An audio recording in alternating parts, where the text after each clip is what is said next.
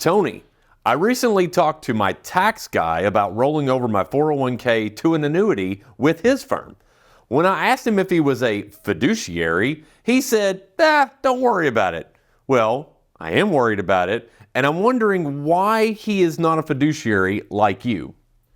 Well, this is a really good question, and as fiduciaries at Tony Walker Financial, a lot of times people will come to us and they ask us this question: Tony, I know you're a fiduciary, I don't even really understand what that means, and other people that I ask sometimes say they are fiduciaries or they tend to change the subject. And this is getting a lot of press, folks. More and more government officials and authorities are pretty much saying that everybody that gives investment advice should be a fiduciary. So let's think about this a minute. What is really investment advice? Now, this is how I understand investment advice as explained to me by the regulators.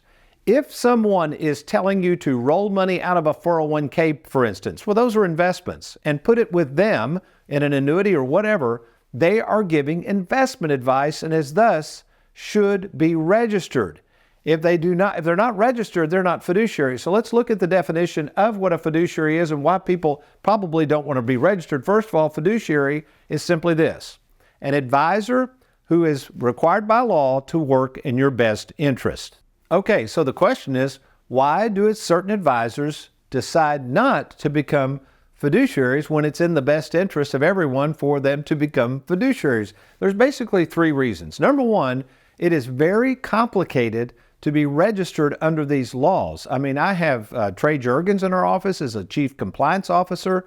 We have to pay thousands and thousands of dollars to consultants to make sure we're falling within the confines of the law. So it is very complicated to monitor and follow the regulations as set forth.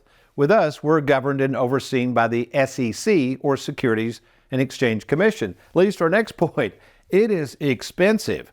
So if an advisor is not willing to get off their wallet and do what's in the best interest of their clients, they're not going to want to be registered because it is very, very expensive. I'm talking close to 6 figures that we spend just on compliance issues around these regulations. And then finally, let's face it, if somebody maybe is not really acting in the client's best interest, why would you invite regulators into your office and become a fiduciary in the first place?